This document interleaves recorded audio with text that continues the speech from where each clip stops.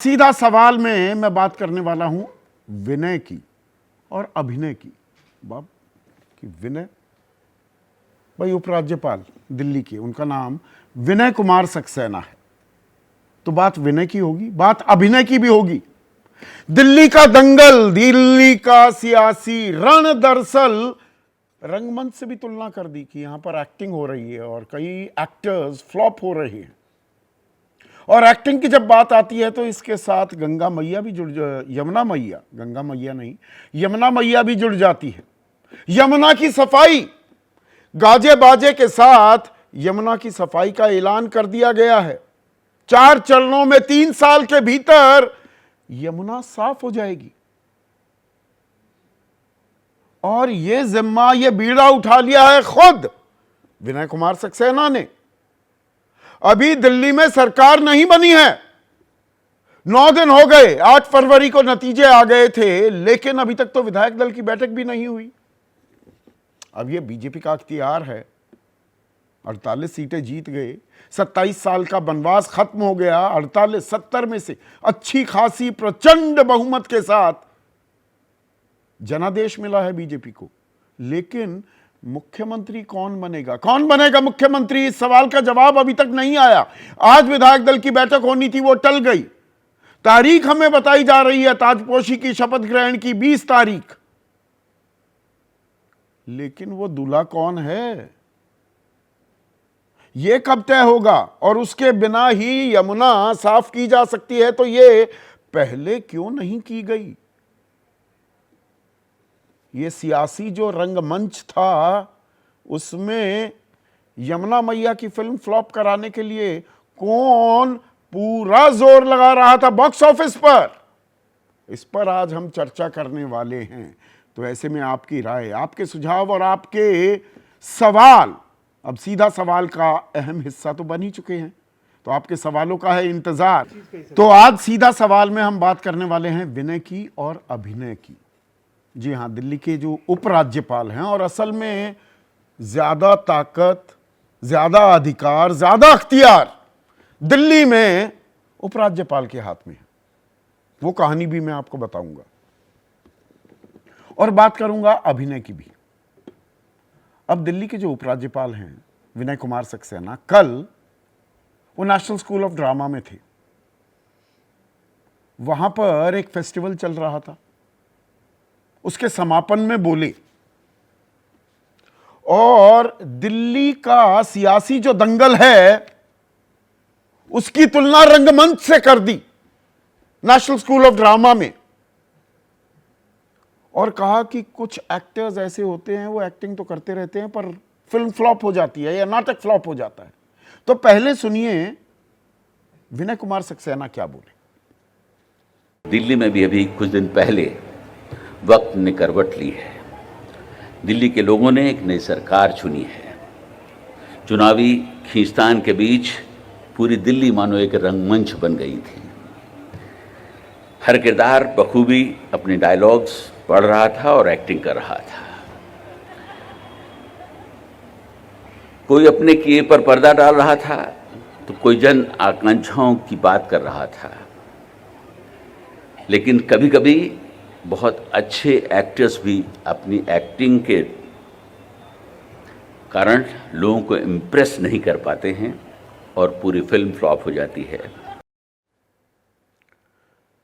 तो उपराज्यपाल ने ये सीधा तंज कस रहे हैं आम आदमी पार्टी पर, पुरानी सरकार पर, अरविंद केजरीवाल पर। किरदार, एक्टिंग अच्छी नहीं कर रहे थे या कर रहे थे पर फिल्म फ्लॉप हो गई।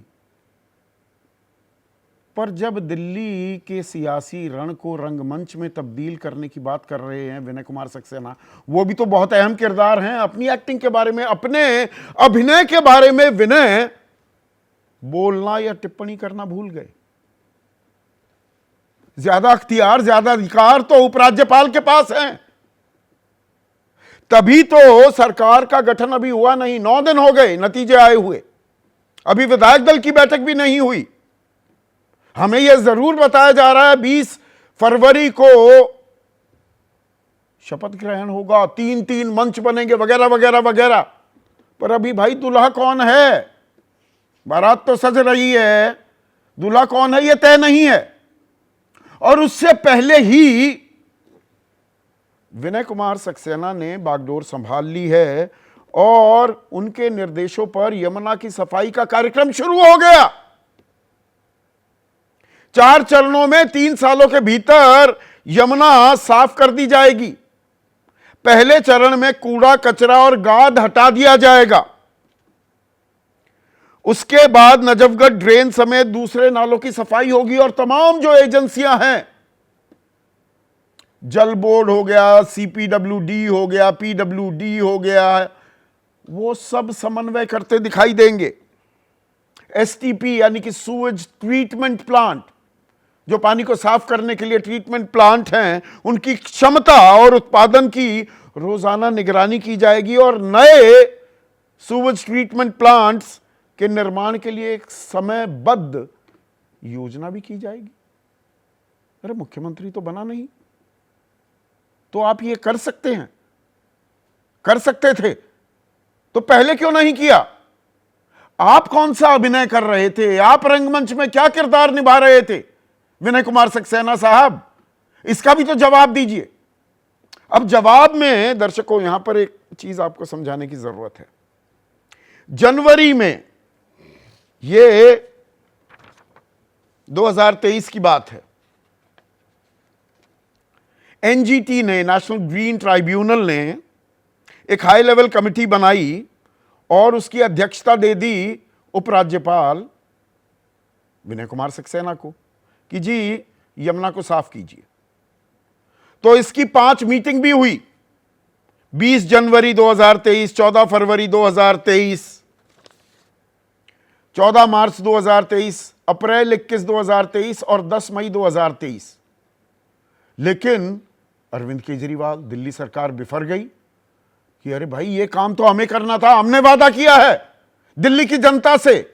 ये उपराज्यपाल कौन होते हैं करने वाले? और नेशनल ग्रीन ट्राइब्यूनल ने ये अधिकार, ये अख्तियार इन्हें कैसे दे दिया? सुप्रीम कोर्ट पहुंच गए, सुप्रीम कोर्ट ने रोक लगा दी। तो अब कहने को ये कहा जाए जी वो सुप्रीम कोर्ट ने रोक लगा दी थी, पर इसमें एक और बड़ा पेच है। सुप्रीम कोर्ट ने जो रोक लगाई वो थी तारीख 11 जुलाई 2023। 5 मीटिंग हो गई थी, काम चालू था, पर रुक गया। फिर 3 अगस्त को लोकसभा में Delhi services bill, Delhi services विधेयक पेश किया गया और पास कर दिया गया। 7 अगस्त को यह राज्यसभा में पास हो गया। 12 अगस्त को राष्ट्रपति द्रौपदी मुर्मू ने मुहर लगा दी तो यह कानून बन गया। यानी कि ये सारे कंट्रोल उपराज्यपाल के पास आ गए। तारीख 12 अगस्त 2023। तो पूरा 1.5 साल था उपराज्यपाल के पास और अधिकार भी थे बाकायदा। वो यमुना नदी को साफ करा सकते थे, पर यमुना नदी तो साफ नहीं हुई। आम आदमी पार्टी की हार की एक बड़ी वजह भी बनी। और जब आउटगोइंग चीफ मिनिस्टर आतिशी सिंह इस्तीफा देने गई विनय कुमार सक्सेना को, तो उन्होंने कहा कि आतिशी तुम्हें यमुना मैया का श्राप लगा है। और यह निजी बातचीत थी एक मुख्यमंत्री और उपराज्यपाल के बीच। यह आगे आकर लीक भी हो गई। अपने पद की पूरी गरिमा निभा रहे थे, पूरा सम्मान कर रहे थे विनय कुमार सक्सेना। अब बता रहे हैं कि कभी कभी बहुत अच्छे एक्टर्स अपनी एक्टिंग के कारण लोगों को इंप्रेस नहीं कर पाते हैं, पर आप तो लगता है कि अपने आकाओं को पूरा इंप्रेस कर रहे हैं, बेहतरीन एक्टिंग कर रहे हैं क्या? यह अपने आप में एक अहम सवाल है संवैधानिक पद को लेकर भी। और उसमें फिर लोकतंत्र की दुहाई तो दी जाती है। लोकतंत्र का तकाजा क्या है?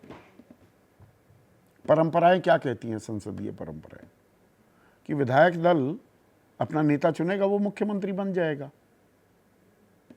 पर वो विधायक दल की बैठक तो आज टल गई, बैठक तो हुई नहीं, तो आलाकमान का इंतजार किया जा रहा है। और इसमें अकेले बीजेपी पर दोष मढ़ना भी आधी अधूरी कहानी बयां करने जैसा हो जाएगा। ये सब राजनीतिक दलों, और ये परंपरा तो दरअसल कांग्रेस ने शुरू की थी, इंदिरा गांधी ने।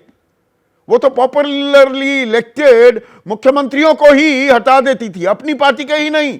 सबसे पहला राष्ट्रपति शासन तो केरला में लगा था, वहां वाम खेमे की सरकार थी, और तब नई नई अध्यक्ष बनी थी इंदिरा गांधी। तो यहां पर मंच सज गया है, अभी दूल्हे का इंतजार किया जा रहा है, लेकिन कामकाज शुरू भी हो गया है। इसे समन्वय कहते हैं। और पिछली बार वो समन्वय यानी कि ताली एक हाथ से नहीं बज रही थी, सिर्फ अरविंद केजरीवाल क्या जिम्मेदार नहीं थे। अभी आने वाला वक्त इस बात की गवाही देता दिखेगा। ऐसे में आज का सीधा सवाल, यमुना करती रही विनय, यमुना मैया करती रही विनय, कौन कर रहा था अभिनय?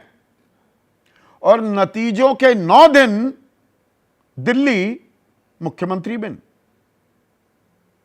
चर्चा में मेरे साथ बीजेपी की तरफ से महेश वर्मा, कांग्रेस के राष्ट्रीय प्रवक्ता अभय दुबे, आम आदमी पार्टी के राष्ट्रीय प्रवक्ता ऋतुराज झा, वरिष्ठ पत्रकार राकेश शुक्ला, और साथ ही साथ दिबांग भी अभी चर्चा में जुड़ेंगे। अभी स्टूडियो नहीं पहुंचे हैं, पर दिबांग राजनीति में तो दखल रखते ही हैं, यानी कि पत्रकारिता में राजनीति पर नजर रखते हैं, लेकिन रंगमंच पर भी और फिल्मों में भी सक्रिय रहते हैं।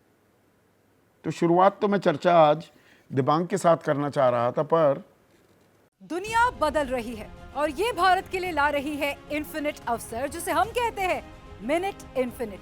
आइए आइडियाज ऑफ इंडिया के मंच पर समझे इसी मिनट इन्फिनिट को 21 और 22 फरवरी abplive.com पर।